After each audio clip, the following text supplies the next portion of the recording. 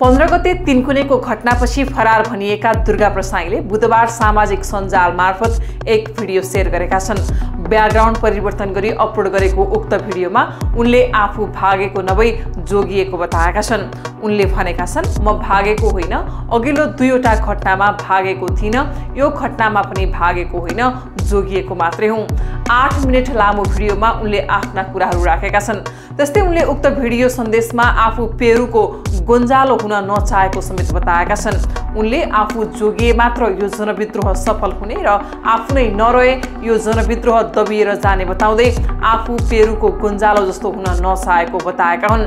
उनले भनेका छन्, जब गोन्जालोलाई पक्रेर मारियो त्यसपछि पेरुको जनविद्रोह सकियो। म पेरुको गोन्जालो बन्न चाहन्न, नेपालीहरूको नेता बन्न चाहन्छु, नेपालीहरूलाई बचाउन चाहन्छु। उनले आफूले नेपाल र नेपालीलाई बचाउन चाहेको उल्लेख गर्दै चैत्र 15 गते तीनकुनेमा भएको घटनामा ज्यान गुमाएका सबिन महर्जन र सुरेश रजकको परिवारलाई 5-5 लाख दिने घोषणा समेत गरेका छन्। त्यस्तै उनले मिडियामा आफ्नो मिम र ट्रोल बनाएकोमा दुःख समेत व्यक्त गरेका छन्। उनले भनेका छन्, मलाई मिम बन्ने कुरा, जोकर बनाउने कुरा आए, दुर्गा प्रसाई, मुर्गा प्रसाई भन्ने खालका कुराहरू आए, ती देखेर मलाई अचम्म लाग्यो। उनले 1000 माइलको यात्रा पनि शून्यबाट सुरु हुने बताउँदै भिजन भनेको एउटा व्यक्तिबाट सुरु हुने जिकिर गरेका छन् भने दुर्गा व्यक्ति नभएर विचार भएको दावी गरेका छन्।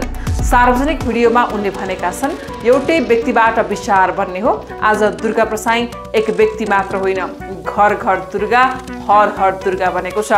दुर्गा भनेको विचार हो, उनले भनेका छन्। त्यस्तै उनले आफू भागेर भारत पुगिएको भन्ने कुरा झुटो भएको पनि बताएका छन्। उनले आफू मानवाधिकारवादीको रोहबरमा 24 घण्टाभित्र सार्वजनिक हुन तयार रहेको समेत बताएका छन्।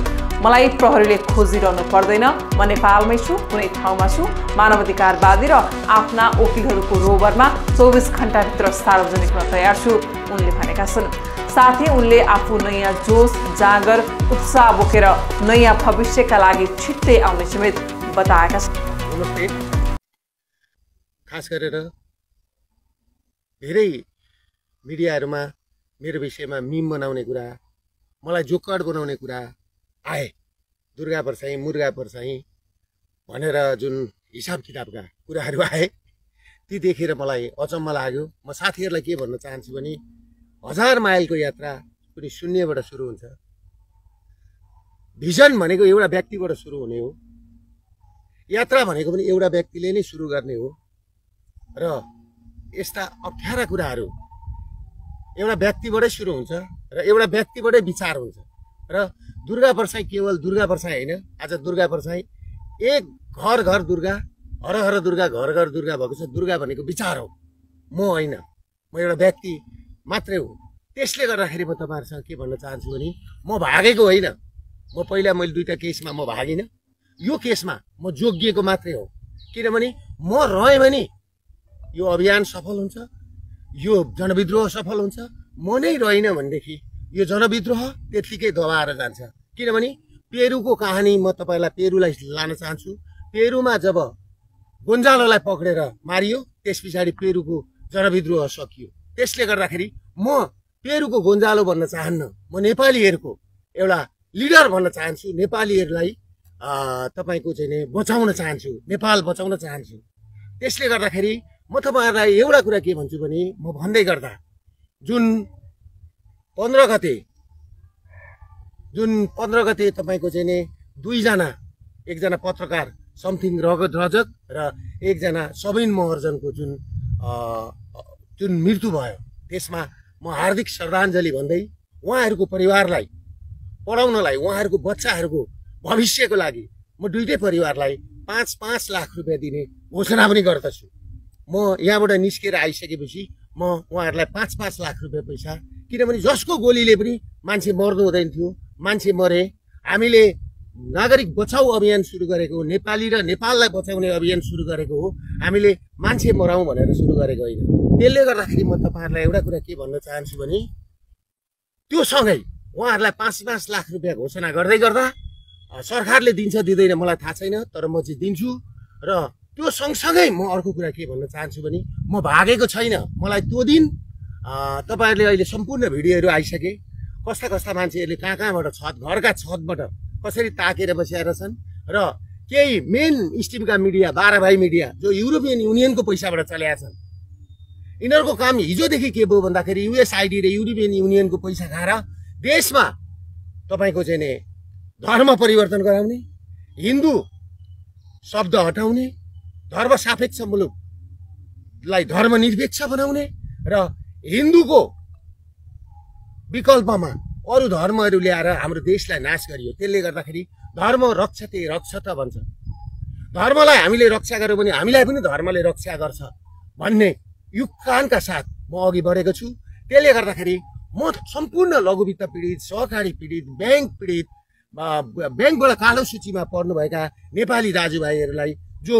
सहकारीमा डिपोजिट गर्ने 15 लाख परिवार छन् ब्याङ्कबाट ब्ल्याक लिस्टमा कालो सूचीमा पर्ने 5 लाख परिवार छन् र अरू ब्याङ्क र सहकारीबाट 20 लाखदेखि 22 लाख परिवार जोखिममा छ उनीहरूको घर जग्गा जमिन सबै लिलाम हुँदैछ र उनीहरू सुकुम्बासी बनेर उनीहरू मुङलान जानुपर्ने स्थिति र विदेश हिँड्नुपर्ने स्थिति छ त्यो स्थितिको अन्त्य गर्नलाई मैले यो लडाईँ सुरु गरेको हो त्यसले गर्दाखेरि वैदिक सनातन हिन्दू राज्यसहित राष्ट्र संस्थाको स्थापित गरौँ भनेर म लागेको मान्छे हुँ म भाग्न जन्मेको होइन तर म विवश भएर किनभनेदेखि प्रचण्ड केपी ओली दुईजना बसेर अरू एकजना राजावादी हुँ भन्ने पार्टीकै व्यक्ति बसेर म यो भोलि पर्सि सार्वजनिक गरौँला उहाँहरूको एउटा डिसिजन के भयो भन्दाखेरि 15 गतेको आन्दोलनलाई डिसमिस बनाउनु पर्छ र दुर्गा परसाईलाई चाहिँ एउटा पागल जस्तो बनाउनु पर्छ जोकर बनाउनु पर्छ र दुर्गा परसाईबाट यो आन्दोलन हुँदैन भनेर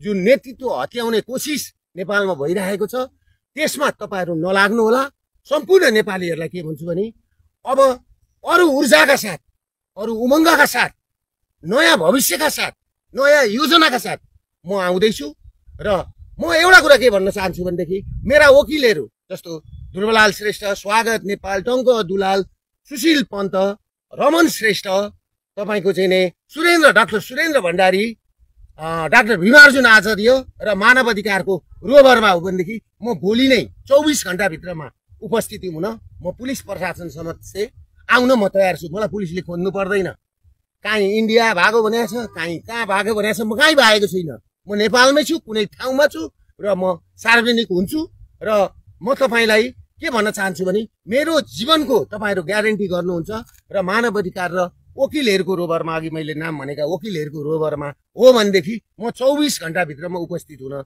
तयार छु र तपाईहरुले के भएको थियो कुरा भन्दाखेरि 15 गतेको आन्दोलन गर्नुभन्दा अगाडि 13 गतेको दिन सिडिओ कार्यालयमा सिडिओ साहब काठमाडौँ जिल्लाको सिडिओ साहब र काठमाडौँ जिल्लाको एसएसपी साहब र एसपी साहब अनि एकजना डिएसपी साहब बसेर के भएको थियो भने शान्तिपूर्ण आन्दोलन गर्ने भनेर भनेको थियो तर हामी स्टेजमै पुग्न नपाइकिन हाम्रो र म स्टेजमा पुग्नु भन्दा 15 मिनेट अगाडि नै तपाईको चाहिँ घरका छतबाट टियर ग्यास गोली बर्साइए र नेशनल गाना नेशनल एन्थम जस्तो तपाईको राष्ट्रिय गान गाउँदै तपाईको चाहिँ त्यहाँ टियर ग्यासहरू खस्न थाले भनेपछि यो आन्दोलनलाई उग्र बनाउने काम कसले गरेको पुलिस प्रशासनले हो म सिडिओ साहबलाई प्रश्न गर्न चाहन्छु दिल्लीका एसपी साहब एसएसपी साहबलाई मैले भनेको थियो शान्तिपूर्ण गरौँ शान्तिपूर्ण गर्ने भनेर मैले भन्दै तपाईहरुले किन गोली बर्साउनु भयो तपाईहरुले टियर ग्यास किन हान्नु भयो राष्ट्रिय गान बसेको ठाउँमा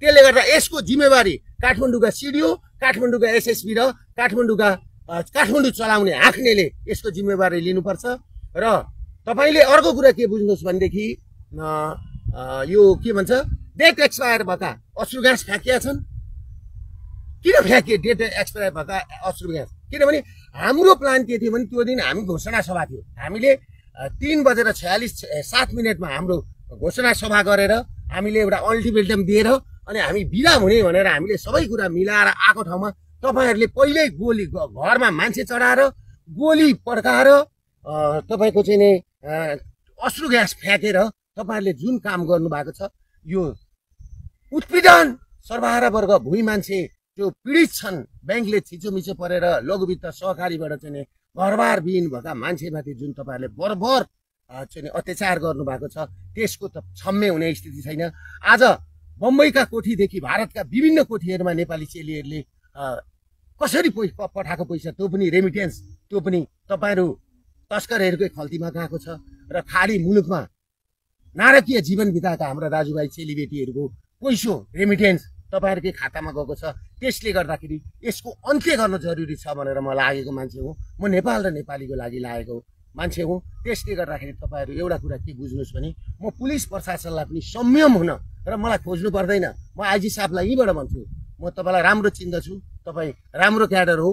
मैले तपाईँलाई के भन्न चाहन्छु भने तपाईँले यो जिम्मेवारी लिनुहुन्छ र 5 जना वकिल र 5 जना मानवाधिकारवादीको रोबरमा तपाईँले चाहिँ नि पुरा गर्नुहुन्छ भने म यो सम्बोधन आएको 24 घन्टादेखि 36 घन्टाभित्रमा सार्वजनिक हुन्छु भन्दै बिदा लिन चाहन्छु। नमस्ते।